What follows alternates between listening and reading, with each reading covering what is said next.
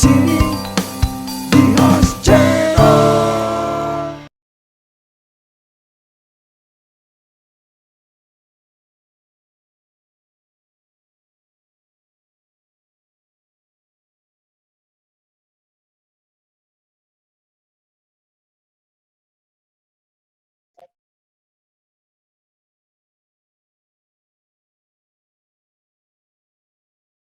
Teman-teman, share screen-nya sudah terlihat? Sudah, Amel. Terlihat.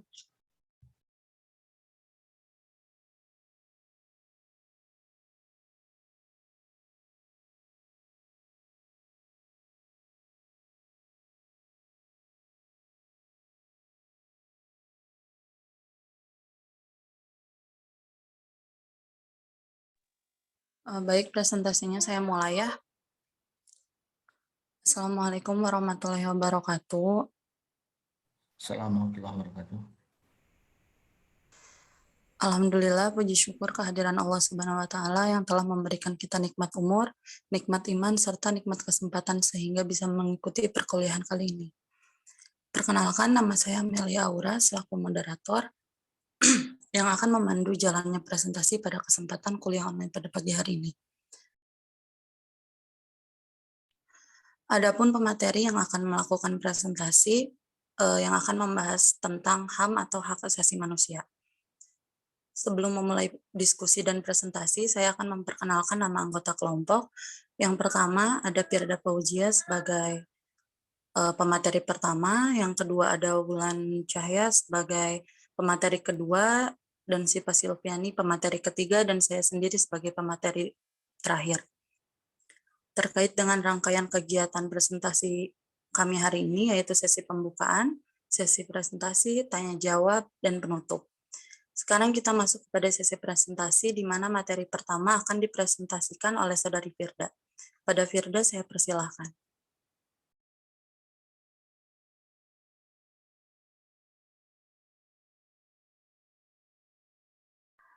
Terima kasih kepada moderator. Di sini saya akan menjelaskan tentang pengertian hak asasi manusia. Tolong slide berikutnya.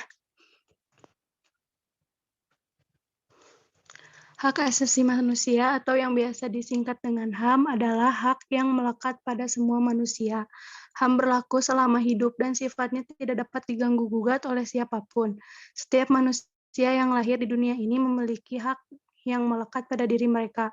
Tidak peduli suku, ras, atau agamanya. Semua orang akan memiliki hak di dalam dirinya. Hak manusia ini akan berlaku selama mereka hidup dan tidak dapat diganggu-gugat oleh siapapun.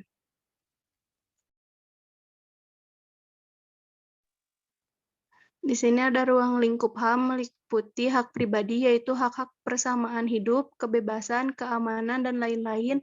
Yang kedua ada hak milik pribadi dan kelompok sosial tempat seseorang berada. Yang ketiga kebebasan sipil dan politik untuk dapat ikut serta dalam pemerintahan. Dan yang keempat ada hak-hak berkenaan dengan masalah ekonomi dan sosial. Di sini ada macam-macam hak asasi manusia. Yang pertama ada hak asasi pribadi atau personal right. Yang kedua ada hak asasi ekonomi. Yang ketiga ada hak asasi politik. Yang keempat ada hak asasi hukum. Yang kelima ada hak asasi peradilan. Dan yang keenam ada hak asasi sosial budaya. Sekian dari saya kembalikan kepada moderator. Baik, terima kasih Firda. Untuk sejarah HAM akan dipresentasikan oleh Wulan sebagai pemateri kedua. Padanya saya persilahkan. Baik, terima kasih. Di sini saya akan menjelaskan sejarah HAM. HAM merupakan problematika yang argumental dan universal. Perjuangan mengenai pergerakan HAM sudah terjadi sejak beribu-ribu tahun yang lalu untuk menghapuskan sistem perbudakan kaum Yahudi di Mesir pada zaman Nabi Musa alaihissalam. Perkembangan HAM di dunia diantaranya yang pertama yaitu Magna Carta pada tahun 1215.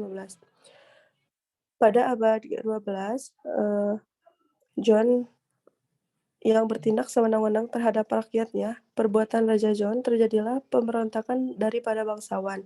Solusi dalam konflik tersebut dikenal dengan Magna Carta, yang berisi menghilangkan hak kekuasaan absolutisme raja menurut Isi Magna Carta, raja beserta keturunannya berjanji menghormati kemerdekaan, hak, dan kebebasan gereja di Inggris.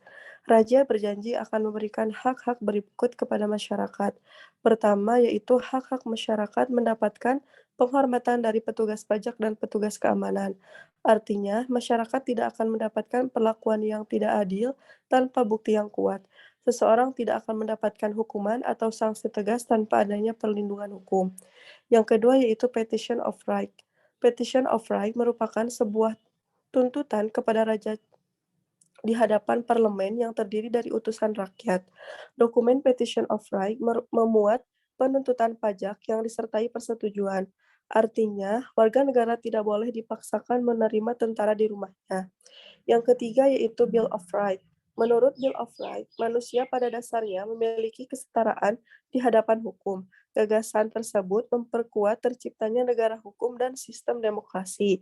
Bill of Rights berisi kebebasan berbicara dan berpendapat bagi anggota parlemen sebagai pemegang perizinan terkait pajak, undang-undang, dan pembentukan tentara.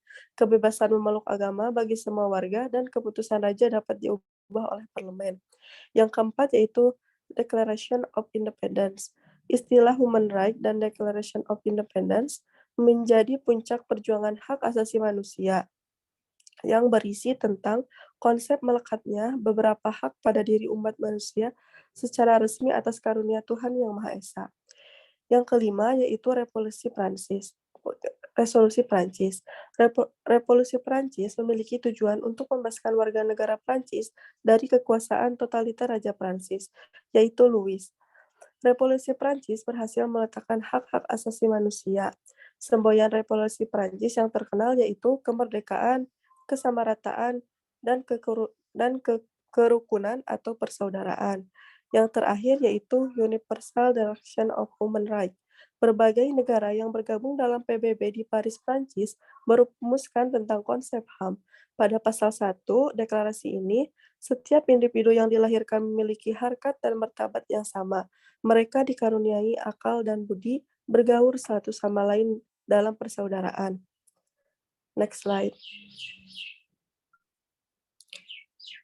Selanjutnya yaitu perkembangan HAM di Indonesia.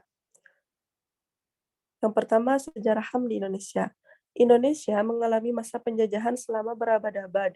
Pada zaman penjajahan terjadi berbagai bentuk diskriminasi dan pelanggaran HAM. Pada zaman penjajahan Belanda, rakyat Indonesia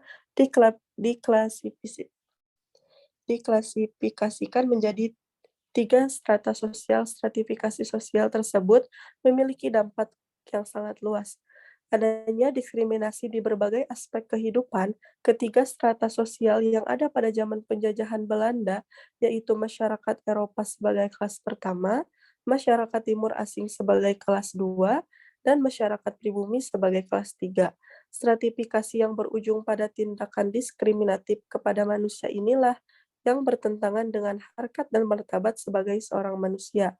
Kondisi tersebut mendorong bangsa Indonesia dari berbagai lapisan masyarakat untuk memperjuangkan hak-haknya sebagai seorang manusia.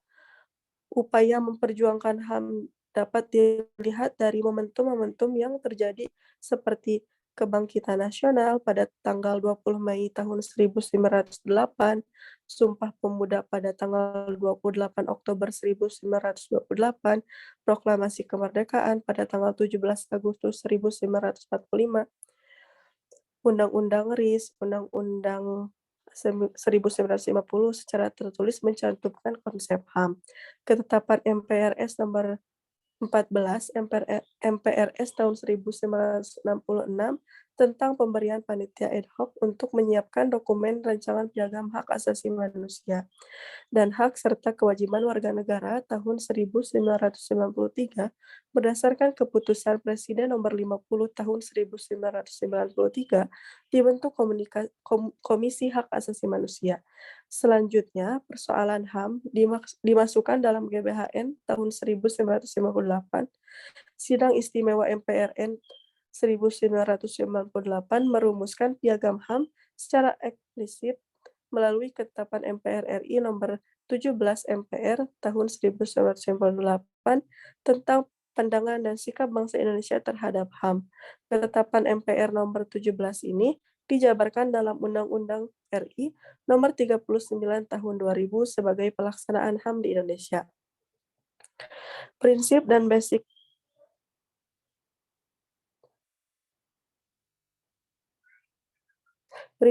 basic konsep pengembangan HAM di Indonesia. Konsep mengenai hak asasi manusia di Indonesia yaitu yang pertama proklamasi. Proklamasi merupakan sebuah tonggak awal dalam semangat dan upaya penegakan dan perlindungan terhadap hak asasi manusia. Yang kedua yaitu pembukaan Undang-Undang Dasar 1945. Pada alinea pertama, pembukaan Undang-Undang Dasar 1945 berbunyi bahwa kemerdekaan adalah hak segala bangsa. Menurut Notonegoro, manusia sebagai individu mempunyai hak kodrat dan hak moral untuk berdiri sebagai pribadi atau hidup bebas. Yang terakhir yaitu Pancasila. Konsep HAM dalam Pancasila berpijak pada sila kedua dalam Pancasila, yaitu kemanusiaan yang adil dan beradab. Konsep hak asasi manusia dalam Pancasila ini lebih fundamental apabila dijabarkan lebih lanjut dan perspektif filosofis. Pemahaman Pancasila sebagai filsafat bangsa Indonesia bertumpu pada dari hakikat manusia makhluk individu dalam sosial. Kebebasan dalam Pancasila adalah kebebasan yang bebas, akan tetapi memiliki batasan berupa nilai-nilai dan norma. Sekian dari saya kembalikan kepada moderator. Baik, terima kasih Ulan atas presentasinya. Lalu untuk materi selanjutnya saya serahkan kepada Sipa. Kepada Sipa saya perserah. Oke, baik. Terima kasih kepada moderator. Di sini saya akan menjelaskan tentang hak asasi manusia pada tataran global. Sebelum konsep HAM diverifikasi PBB, terdapat beberapa konsep utama mengenai HAM, yaitu yang pertama ada HAM menurut konsep negara-negara barat, yang dimana ada ingin meninggalkan konsep negara yang mutlak, yang kedua ingin mendirikan federasi rakyat yang bebas, yang ketiga ada filosofi dasar hak asasi tertanam pada diri individu manusia, yang keempat ada hak asasi lebih dulu ada daripada tatanan negara. Selanjutnya ada konsep sosial, yang dimana hak asasi hilang dari individu dan terintegrasi dalam masyarakat. Yang kedua yaitu hak asasi tidak ada sebelum negara ada. Yang terakhir, negara berhak membatasi hak asasi manusia apabila situasi menghendaki. Selanjutnya ada HAM menurut konsep-konsep bangsa Asia dan Afrika, yang dimana di sini ada tidak boleh bertentangan ajaran agama sesuai dengan kodratnya. Yang kedua, masyarakat sebagai keluarga besar, artinya penghormatan utama terhadap kepala keluarga. Yang terakhir itu individu tunduk kepada adat yang menyangkut tugas dan kewajiban sebagai anggota masyarakat.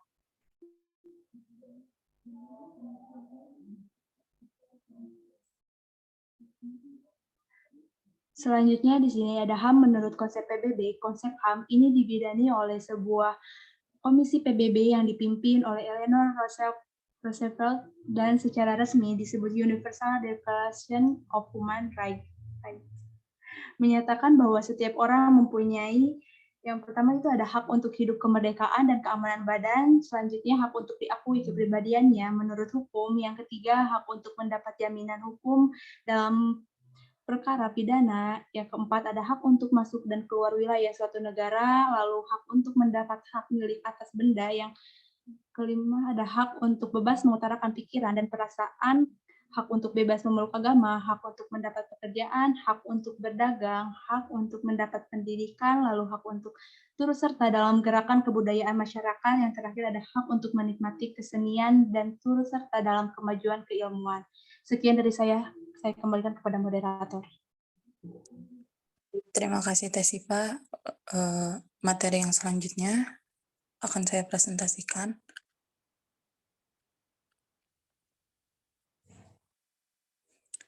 Yang selanjutnya ada peraturan perundang-undangan tentang perlindungan HAM di Indonesia. Pemerintah mengambil kebijakan dengan menetapkan peraturan-peraturan yang bertujuan untuk melindungi HAM di Indonesia. Yaitu yang pertama ada UU nomor 39 tahun 1999 tentang HAM. Yang kedua ada UU nomor 26 tahun 2000 tentang pengadilan HAM. Yang ketiga, keputusan Presiden nomor 50 tahun 1993 tentang Komnas HAM. Yang keempat, ada PP nomor 2 tahun 2002 tentang tata cara perlindungan terhadap korban dan saksi dalam pelanggaran HAM yang berat.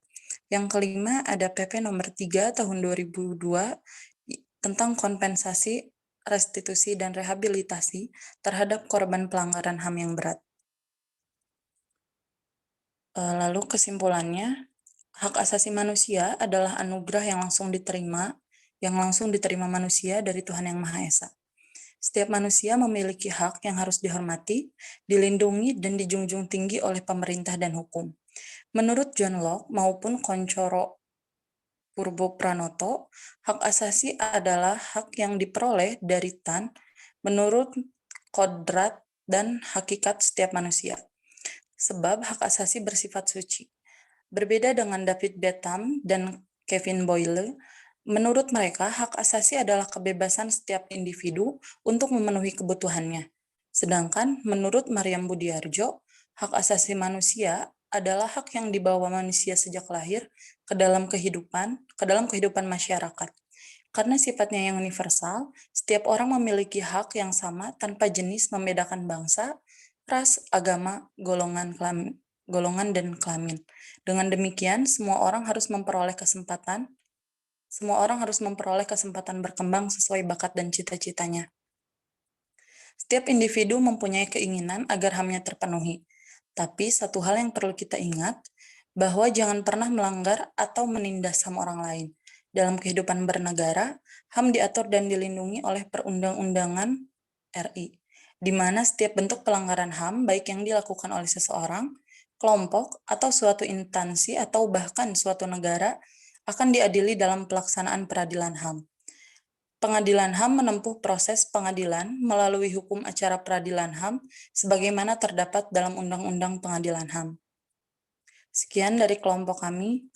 Apakah ada yang ingin ditanyakan?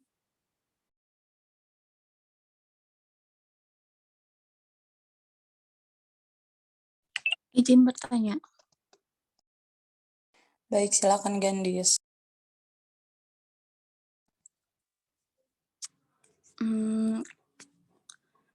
Bagaimana tindakan pencegahan yang dapat dilakukan untuk mengatasi berbagai kasus-kasus pelanggaran hak asasi manusia?